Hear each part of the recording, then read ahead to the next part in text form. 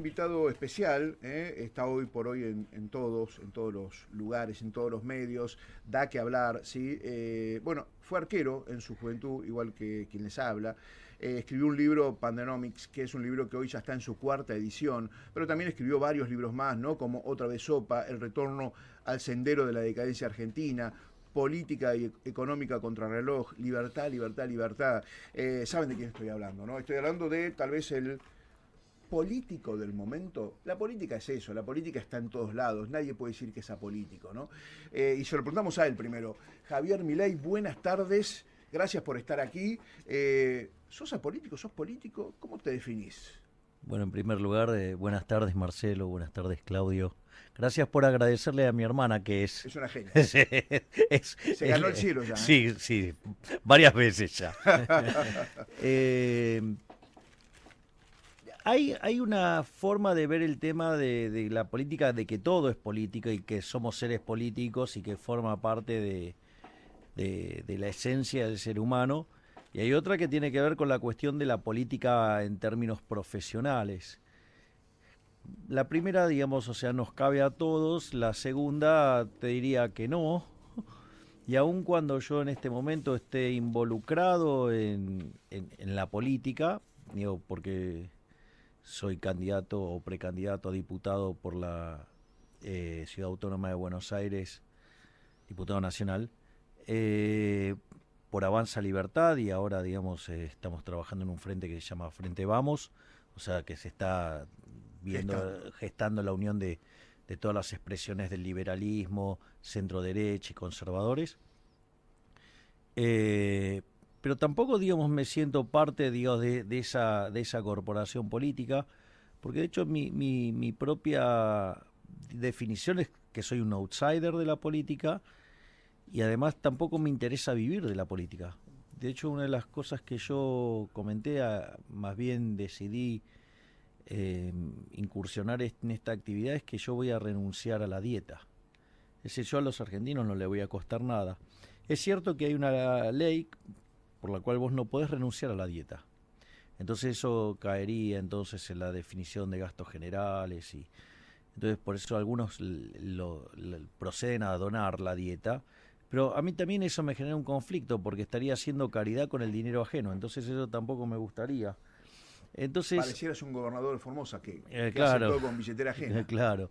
Entonces, en ese sentido, yo digo, lo que voy a hacer es más, si tengo la suerte de ser elegido diputado, es enviar un proyecto para renunciar a la dieta.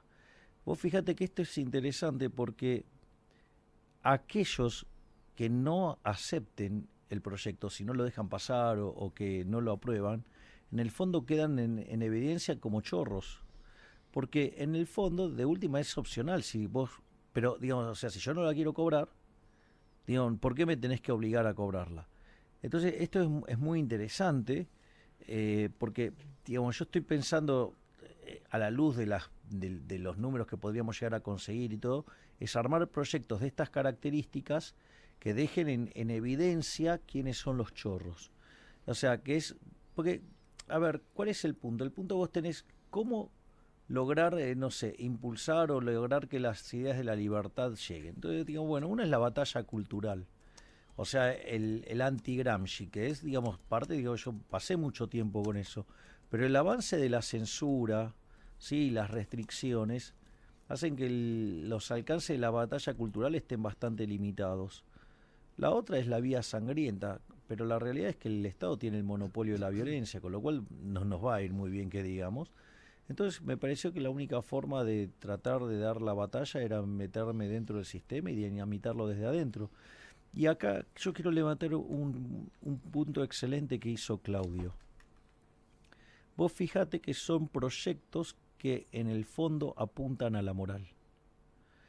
El eje central, digamos, por el cual Argentina está en una profunda decadencia hace 100 años, o un poquito más, tiene que ver con una paulatina degradación de los valores morales. Esos valores morales se traducen en instituciones que no son ni más ni menos que, digo, el entramado legal. Y ese entramado legal, digamos, lo que termina haciendo es perjudicar el crecimiento económico. Y así de ser el país más rico del mundo a inicios del siglo XX, hoy ya estamos 120. Por lo tanto, al ser el país más rico, sí, Argentina llegó a ser el país más rico del mundo en 1895. O sea que entramos al siglo XX siendo el país más rico del mundo. Hoy somos 120. Por lo tanto, me parece que, es más, yo adhiero tanto al punto de lo que dijo Claudio, que si ustedes se fijan, cuando yo hago los análisis de política económica, siempre pivoteo sobre la cuestión moral de la política. Es decir, voy al trasfondo moral, porque cuando, digamos, lo que vos estás haciendo está de patadas con la moral, bueno, eso va, discúlpame el término, Marcelo, pero digo, genera quilombo. O sea, digo, ¿entendés? O sea, digo, está de patadas, o sea, con la... ya con la forma, digamos, con que se mueve la sociedad. Ahora, cuando la sociedad naturaliza esos comportamientos anómalos, bueno, lo único que le queda es la decadencia.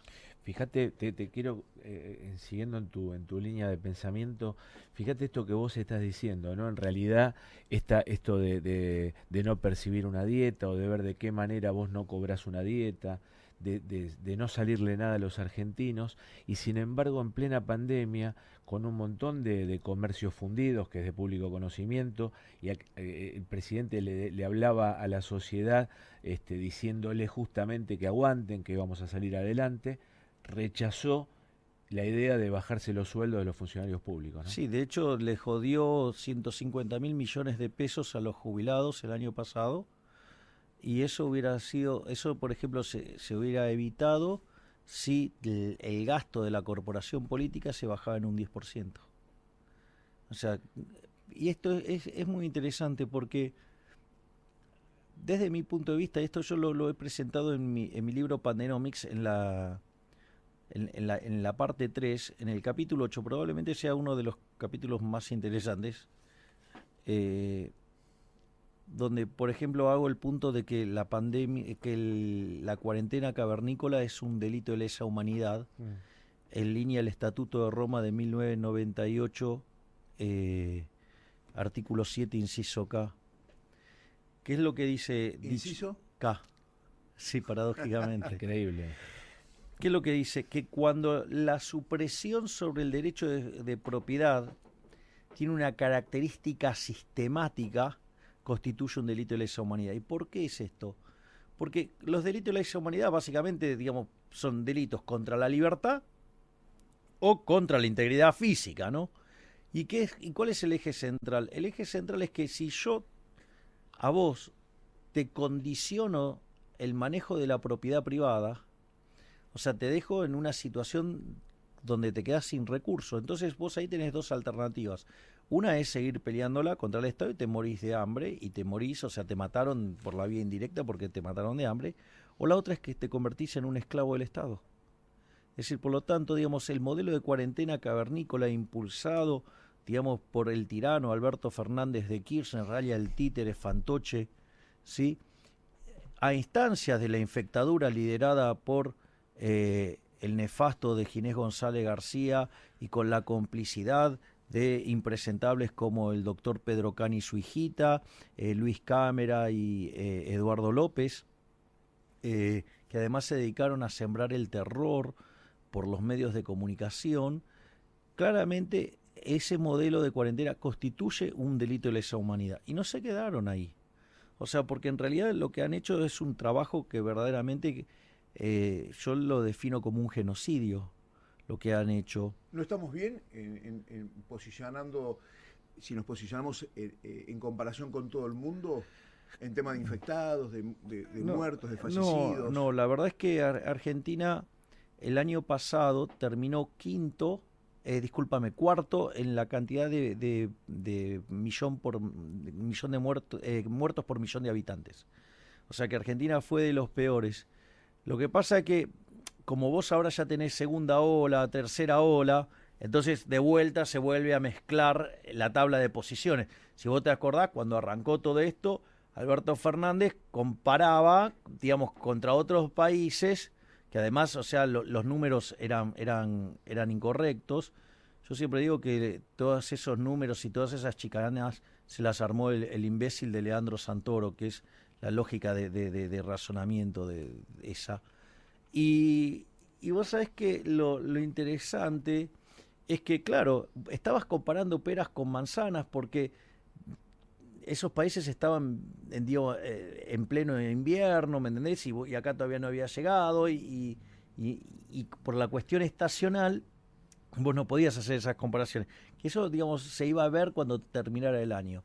Y esto es muy interesante porque este gobierno el año pasado, por no querer dejar de robar, porque como no quiso dejar de robar, no testeó de modo masivo, mató 30.000 argentinos. 30.000. Sí, voy a explicar por qué. Sí, el año pasado en Argentina murieron por coronavirus 40.000 personas.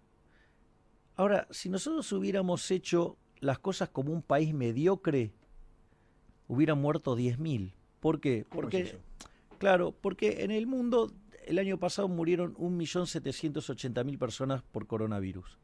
Y en el planeta Tierra viven 7.800 millones de seres humanos. O sea que, digamos, la cantidad de muertos representaba el 2,28 en 10.000. Entonces, si eso vos lo multiplicás por 45 millones, te da básicamente 10.000 personas. O sea que si hubiéramos hecho las cosas como un país mediocre, o sea, no como los mejores, sino como un país mediocre, deberían haber muerto 10.000 personas. Murieron 40.000. Ese diferencial, ¿por qué se dio? Porque Argentina, del método científico, lo único que utilizó fue el nombre. El método científico parte de un modelo que se llama SIR, que quiere decir susceptibles, infectados y removidos, que es un modelo que se desarrolló a mediados de la década del 50 del siglo pasado. Después hubo mejoramientos, pero la esencia del modelo sigue siendo el mismo. Y la clave para combatir una epidemia o una pandemia tiene dos elementos centrales. Uno es todo lo que tiene que ver con la responsabilidad personal, que tiene que ver con los protocolos, la higiene, la distancia social, el barbijo.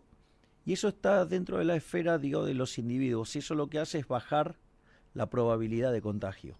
O sea, y eso está en las manos de los individuos. Pero la otra parte, o sea, eso, digamos, cuanto más prudentes sean las personas en el manejo de los cuidados personales, menos infectados vas a tener.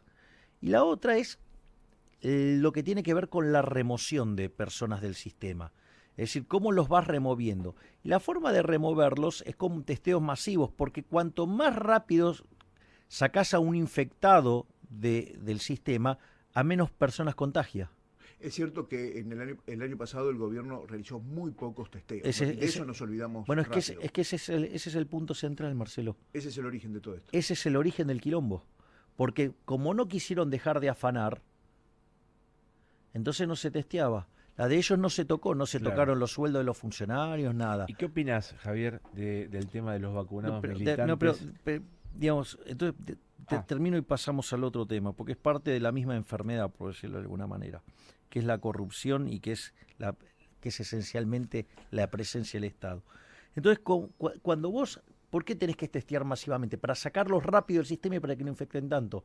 Entonces, cuando vos empezás a remover gente muy rápidamente, se cae estrepitosamente el ritmo a la cual la gente se infecta y la población se infecta y por lo tanto el sistema, digamos, pasa a controlar la pandemia. Y eso no se hizo. Por eso Argentina testeó poco y por eso quedó cuarto en el ranking mundial el año pasado. Ahora está 30, pero de vuelta. Pero porque todos los otros están en la segunda o tercera ola. Hay que esperar la segunda ronda, digamos. Claro, Futbolísticamente hablando, claro, hagamos la cuenta en diciembre del año que viene, de este año, a ver dónde estamos. Te pregunto el tema de los vacunados militantes y de los vacunados VIP. ¿Vos qué opinás de esto? Mira, hay un tema y es el siguiente. Lo primero, me parece una estupidez lo de el presidente Alberto Fernández haciendo referencia a lo de la cola. Porque en el fondo, mira, hay un trabajo maravilloso de Gary Becker de 1968 que se llama Crimen y Castigo, que es el que le da origen al análisis económico del derecho. Yo lo voy a analizar desde ahí, digamos. Yo no estoy en las condiciones técnicas para hacerlo como lo podrías hacer vos desde el lado penal. O sea, yo lo voy a hacer desde la economía. Y entonces cuando se termina la pena óptima hay una condición que se llama perfect deterrence, que es ¿cuál debería ser la pena, ¿sí? Tal que la cantidad de delitos fuera cero? Y vos lo que te das cuenta es que en economía no es óptimo que la cantidad de delitos sea cero. ¿Por qué? Porque combatir el delito tiene un costo. Claro. Entonces, ese costo tiene que estar en línea ¿a qué? A los beneficios que percibís. Por ejemplo, yo muchas veces levanto fotos de pintadas liberales, que ponen viva la libertad carajo, o ponen cosas, digamos, con las que me identifico. Entonces siempre sale, no sé, algún pelotudo, por ejemplo, como Chousa. Dice, oh, ¿cómo? Vos sos liberal y estás aprobando el vandalismo de la propiedad. Le digo, ¿por qué, hijo de puta, vos no lo haces, digamos, cuando, digamos, los zurdos de mierda, ¿sí? Que tan simpáticos te caen, de repente destruyen la catedral, el cabildo o cualquier cosa, ¿no? Ahí no, ahí el imbécil de Chousa no lo... Ahora, yo tengo un fundamento por qué, digamos, lo defiendo. No es que lo defiendo, no es que lo promuevo. O sea, ahora lo que digo es... callejero, en tal caso. Claro, ahora la pregunta es, ¿vos sabés lo que te costaría estar controlando que los pibes no pinten una pared? Digamos, o sea, vos vas a poner un policía en cada pared para que cuide una pared con todos los quilombos que tenemos de inseguridad. Vamos, o sea, con lo cual, ¿me entendés? El tamaño del delito es tan chiquito respecto, digamos, al costo que pasa por abajo del costo. Muy bien, estamos 17:31 de esta tarde, estamos hablando con Javier Milei, un Javier Milei tranquilo, reflexivo, que no cuesta nada entenderlo. Javier es muy claro en todo lo que él habla, en todo lo que explica, a veces es muy rápido con sus números y sus estadísticas y al menos yo me pierdo. Bueno, estamos con él hasta las 6 de la tarde, agradecemos a Jorge Aguayo en operaciones, a Guido Calabresi que está haciendo todo el trabajo de producción. Y también nos pueden llamar al 11 21 87 1067, 11 21 87 1067, preguntarle a Javier Milei lo que ustedes quieran, conversar con nosotros. Somos así, somos totalmente liberales. Hablemos sin tapujos de todo lo que nos está pasando en la Argentina. Ya volvemos aquí en Alguien nos va a salvar. Bueno, muy bien, ahí el gran Joaco, siempre nos acompaña cada domingo. Claudio Calabresi, el doctor Claudio Calabresi, tenía una pregunta que le había hecho, la cortamos justo y media, por una cuestión de tanda, hablando con Javier Milei, si recién te enganchás con Millennium. Y bueno, Claudio, estabas hablando sobre el vacunatorio VIP, ni más ni menos. Sí, yo le pregunté a Javier qué opinaba sobre el tema de los vacunados militantes, de los chicos de la Cámpora haciendo la B de la victoria, sacándose fotos en redes sociales, y de los vacunados VIP. ¿Qué opinas de eso, Claro, Javier? yo estaba contando el tema de cuando Alberto Fernández dice saltearse la cola no es delito. No, digo, va contra los usos y costumbres, pero como es tan caro combatir el delito de saltearse en la cola, no constituye delito. Pero no porque no lo sea, porque va contra los usos y costumbres, o sea, digamos, va con lo que tiene que ver con el orden. Ahora, pero este caso sí es grave. ¿Por qué? Porque vos no combatís un delito cuando no tiene significado, digamos, cuando combatirlo es más caro que, digo, el delito que querés evitar. Ahora, el problema es que ahora, primero que el gobierno se autoarrogó el monopolio de las vacunas. O sea, a ver, porque ellos dicen que los monopolios son malos. En realidad los monopolios son malos cuando están restringidos por el Estado. O sea, imagínate un monopolio entonces restringido por el Estado y además en manos del Estado cuando todo lo que hace el Estado lo hace mal. Sí, cuando ya venía además del problema, del no testeo y la cantidad de muertos y todo. Pero a eso vos le tenés que sumar que, ¿cómo vendría a ser entonces ahora la figura equivalente? Yo estoy haciendo la cola para, digamos, o sea, en las vacunas, acorde a quienes son los que más riesgo tienen, y como a vos no te gusta el lugar que te tocó en la cola, lo resolvés matando a tiros a los que están adelante hasta que te toca a vos. Porque en el fondo el que se adelantó en la cola mandó a la muerte a otro que estaba en riesgo cierto. Es decir, entonces, digamos, o sea, ahora claro, obviamente, ¿viste? Vos le podés tirar un tiro, quizás no lo matás. Pero digo, la situación es complicada, digo, vos lo sabrás definir mejor en el tema penal. Y después lo otro que también es, y que es esto, digo, de la corrupción del Estado. Sí, porque justamente el Estado, como tiene el monopolio de la violencia, eso les permite, digamos, tener privilegios que en condiciones normales no podría tener. Y te voy a decir algo muchísimo más enfermo de este gobierno, que fue un comentario que hizo la titular creo que es del PAMI, Volnovich, ¿cómo se llama? Eliana, La chica de Máximo. Bien. ¿Sí? Sí. Ah, sí, sí, perfecto. Que ella justificaba la porque la pregunta es ¿por qué no dejas que libremente la gente vaya, Volnovich, sí. sí, vaya, sí, y digamos se compre las vacunas y listo, ¿no? Digo, ya tenés 20 millones de personas con obras sociales, le achicaste a la mitad el problema al Estado, ¿no? Dice, no, bueno, pero ¿cómo? No puede ser que gente porque tiene más plata pueda acceder primero. O sea, es un argumento propio de un envidioso. Perdón. O sea, es propio de una persona envidiosa. Porque, ¿cuál es la...? O sea, este es como el chiste que están en dos personas, Pedro y José. Entonces, Pedro tiene una oveja. Y está fascinado con su oveja, todo, y, o sea... Y el otro, y José está recontra envidioso porque Pedro tiene una oveja. Y fíjate esto, entonces aparece, no sé, aparece Dios y le dice a José, si querés te concedo un deseo. Podría haber pedido, ¿qué? 1 millón de ovejas, si quería. No, pide que se muera la oveja de Pedro. Pues eso, digamos, es así como resolvió esta señora, una envidiosa. Y te pregunto, en esa línea, ¿y vos crees que el kirchnerismo de alguna manera quiere llevarnos a Venezuela? Sí, estoy convencido de eso. Porque en realidad las políticas del kirchnerismo están perfectamente alineadas con lo que es el lineamiento de políticas del Foro de San Pablo. El Foro de San Pablo tiene 3 etapas. Bueno, ahora están agrupados en el Grupo Puebla. Una primera etapa que es 90% de batalla cultural y 10% que tiene que ver cómo meterse adentro del Estado para conseguir recursos y financiar sus actividades. La segunda etapa es 50% de batalla cultural, donde básicamente ideología de género, todo lo que tiene que ver, claro, el marxismo cultural, el tema del cambio climático, todo ese tipo de cosas. Y la otra mitad es en avanzar sobre las empresas y vulnerar la propiedad mediante la regulación. Y ya la tercera etapa es la de la expropiación. Vos fíjate que Venezuela era un país que tenía recursos petroleros por el equivalente de $1 millón per cápita. Y Venezuela en los últimos 6 años el PBI cayó 70%. El salario promedio es de 72 centavos de dólar por día. Y no solo eso, sino que además tiene 96% de pobres, 80% de indigentes y una hiperinflación que lleva ya 3 años en torno, va oscilando entre el 4.000 y el 5.000%. O sea, un desastre. Es decir, los venezolanos en promedio bajaron 10 kilos de peso. Es decir, esto es una locura. Y eso es lo que nos quieren llevar, porque estas políticas llevan inexorablemente a eso. Javier, a vos te siguen muchos chicos jóvenes. Hoy justamente estábamos hablando con Marcelo cuando hacíamos la reunión de producción. Y justamente nosotros... Lo padecen. Lo padecen con sus hijos. Nos llama la atención, sí. Bueno, justamente nuestro productor Guido Calabresi está fascinado con vos. La pregunta que nosotros te queremos hacer es, ¿cómo convencemos a los chicos jóvenes para que no se vayan del país?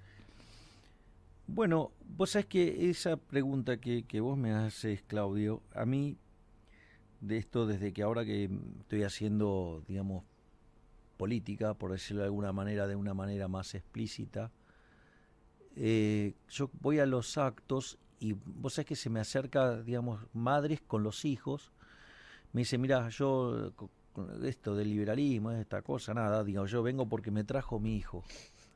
Me dice, pero ¿sabés qué es lo que quiero que sepas?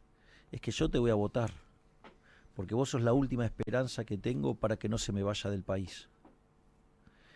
Y yo lo que les diría es, si lográramos volver a abrazar las ideas de la libertad, como lo hizo Argentina en 1860 con la Constitución de Alberdi del 53, pensá que en 35 años de ser un país de bárbaros pasamos a ser el país más rico del mundo. O sea que el milagro no solo que es posible, sino que ya lo hicieron otros, sí, pero además uno de los que lo hicieron primero fuimos nosotros. O sea, entonces, digo, y se puede hacer esto, la teoría económica ya lo resolvió. El problema es que hay que identificar quién es el enemigo, y el enemigo es el Estado. Y en definitiva, los defensores del Estado presente y del Estado te cuide y toda esa porquería, yendo contra esos, es como vamos a lograr desterrar esas ideas repugnantes y vamos a volver a ser una gran nación. Javier, estamos hablando con Javier Milei, 17:42 de esta tarde en Buenos Aires, que ya comienza a caer. Y Javier, Formosa es un caso emblemático desde todo punto de vista. Es lo peor de la Argentina, para hablarlo así. Pero siempre deja algo bueno. La coparticipación siempre se ha hablado, pero muy por arriba. Y el caso Formosa, donde el 85 o 90% del presupuesto de Silvio Frank que gasta con billetera ajena, es el caso emblemático de la coparticipación. Ustedes hablan mucho de que hay que terminar con la coparticipación. ¿Cuál es primero, si es así, y segundo, cuál sería la propuesta para que un país pudiera funcionar? Sí. Porque tenemos tantas provincias que de alguna manera tienen que funcionar todas, ¿no? Para la República. Sí, eso, digamos, que vos decís, Marcelo, es correcto. Hay varias cuestiones. Voy a hacer una un poquito fuera de ese análisis que es correcto el que vos haces. La primera es, ojo que lo que está pasando en Formosa, yo, digamos, lo anticipé en mi libro Pandenomics. Digamos, cuando vos lees el libro de Foucault, Vigilar y Castigar, de 1975, el capítulo 3, que tiene que ver con la disciplina, tiene que ver con el biocontrol. Todo el tipo de control que hizo Formosa está perfectamente tipificado en ese libro, digamos, o sea, tema no menor, digamos, sobre todo en temas de avance sobre las libertades individuales. Ese es el primer punto. El segundo punto que tiene que ver con el tema de la coparticipación. Vos fíjate esto, la Constitución de Alberdi no tenía coparticipación. Y eso tiene que ver con el tema de lo que se llama correspondencia fiscal. Y es que vos gastes, ¿sí?, los recursos que vos generás.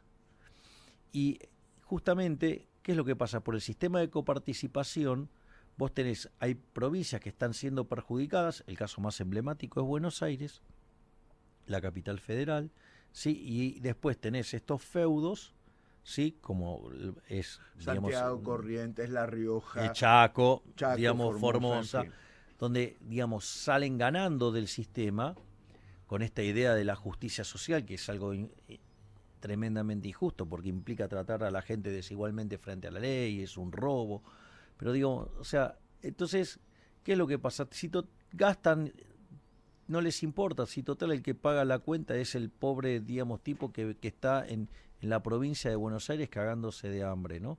O sea, y aparte, hay algo todavía peor, porque el sistema de coparticipación se hizo en los 70s, digamos, durante el gobierno de Cámpora hacia el de Perón.